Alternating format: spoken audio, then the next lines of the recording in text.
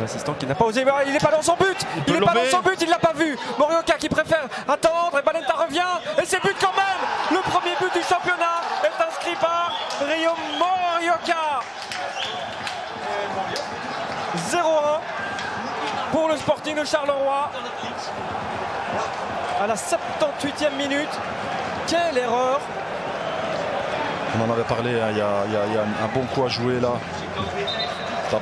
Il y a eu la bonne première demi-heure de Bruges, la deuxième période pour moi est largement plus équilibrée. Et ben Mekele finalement ne sera pas élu homme du match. Et Morioka pourrait l'être. Pourrait l'être, s'il est l'unique buteur. C'est sa première erreur à Mekele, mais ça se paye cash. Hein. Mais Morioka, regardez, il tellement bien le jeu. C'est pour ça qu'il avait été repositionné plus bas l'année dernière, parce qu'il a une lecture intéressante. Et là, il a anticipé l'erreur quelque part de Mekele. Il l'a senti venir. On retient son souffle ici. Le coup de sifflet de monsieur Verbomen. La course, la prise d'élan, les quelques petits pas de Lior. Rafaelov, le contre-pied parfait, l'ouverture du score en faveur de l'Antwerp. C'est, on peut le dire, logique au regard du dernier quart d'heure de cette première période. Le Great Old matérialise sa domination grâce à Lior Rafaelov. Il n'a pas tremblé devant Hervé Kofi, le contre-pied parfait. Et 1-0 pour l'Antwerp. Moucron qui a enfin décidé de se réveiller. Il était temps. Chirani avec la tentative, c'était Onana, la frappe. Oh, il est magnifique ce but. Et l'égalisation signé Marco Bakic, changement payant dans le chef de Fernando da Cruz. Quelle merveille de but, quel missile de la part. Pour frapper ce nouveau corner, ballon donné au premier poteau, c'est repoussé par Ogas. Ça va revenir avec Raskin qui lève la tête, il insiste côté droit. Oh, super ballon avec Lestienne. Lestienne qui prolonge Samuel Bastien. Bastien la frappe. Et c'est au fond, Samuel Bastien, 54 minutes de jeu. Le capitaine d'un jour pour le Standard de Liège qui débloque la situation.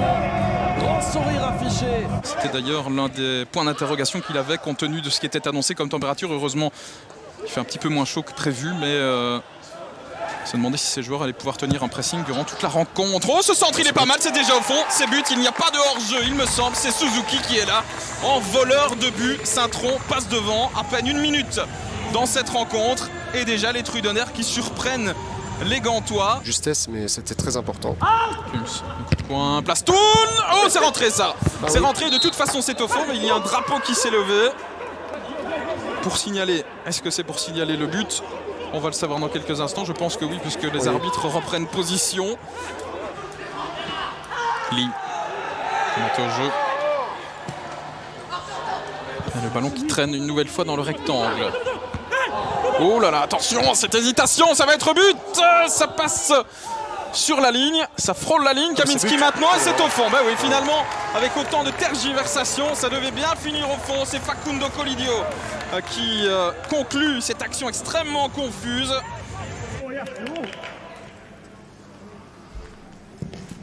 Sarfi. De Schacht. Oh, le beau goal de Schacht. Extraordinaire. Extraordinaire Olivier de Schacht. 39 ans, quelle reprise de la tête. 5 minutes du repos.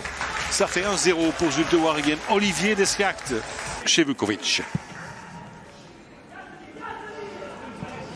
Alors le dégagement rapide. Dessers, attention, il n'y a plus que de Schacht. Il y a aussi Platings qui revient. Attention à ce ballon-là. Et la frappe maintenant. C'est goal. Ah oui, tout en finesse. Tout en finesse. Onwachu.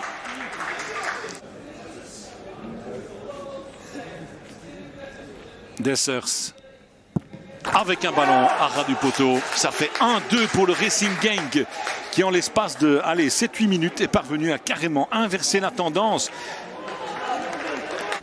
On est tellement sûr de Caboret. Oui, il est tellement sûr de sa vitesse. Je rappelle quand même un carton. Doku. Ah, la vitesse, il passe. Là, il est passé. Il est passé, il va au bout. frapper. Il va au bout, il va jusqu'au bout. Magnifique. Et voilà, il fallait être patient. Il a confiance en eux, vous le disiez il y a quelques instants. Et il vient de le prouver, Doku. Magnifique, cet effort personnel. J'ai envie de dire que ça ne pouvait être que comme cela, avec un Anderlecht comme ça. Ah là, on avait du compagnie dans ce ballon-là. Exactement. Doku.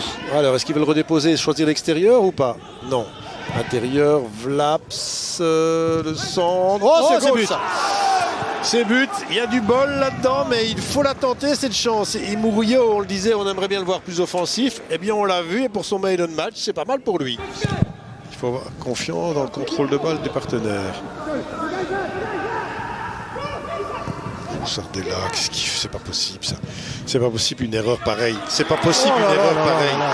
C'est pas possible, mais qu'il la dégage n'importe où, Sardella. Je vous dis, quand il est pas bon, lui, il est vraiment pas bon. Et c'est aussi peut-être, côté malinois, avec des garçons comme Van Leerberg, Kaya, la possibilité de démontrer à leur entraîneur que ses choix initiaux n'étaient pas bons. Hein. Et de se mettre dans le bazar.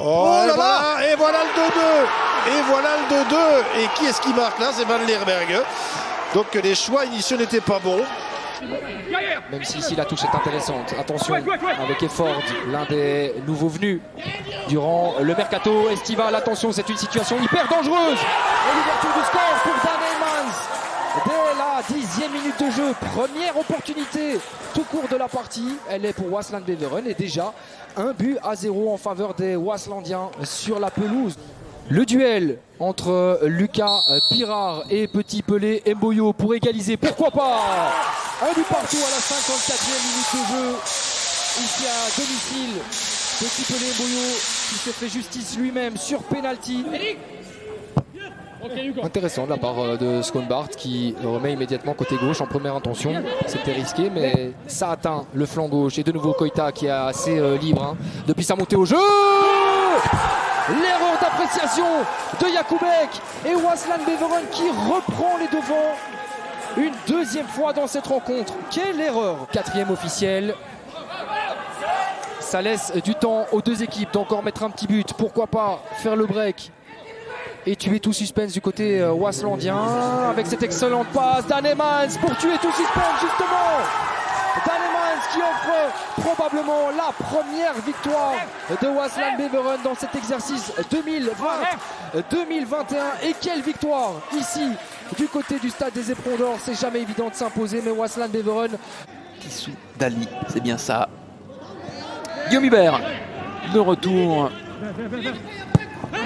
entre les perches. Attention à cette perte de balle déjà suicidaire et déjà l'ouverture du score. C'est incroyable là ici à la Diaz Arena.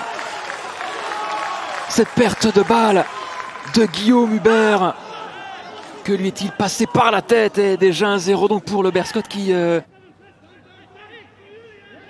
Avec Jülslager. Apporte un peu de vitesse. Le centre du Danois avec Van den Driesch et l'égalisation. Quel ballon déposé de la part de Jülslager. Et c'est mérité pour les Ostendais qui ont été récompensés de leur abnégation. Pardon.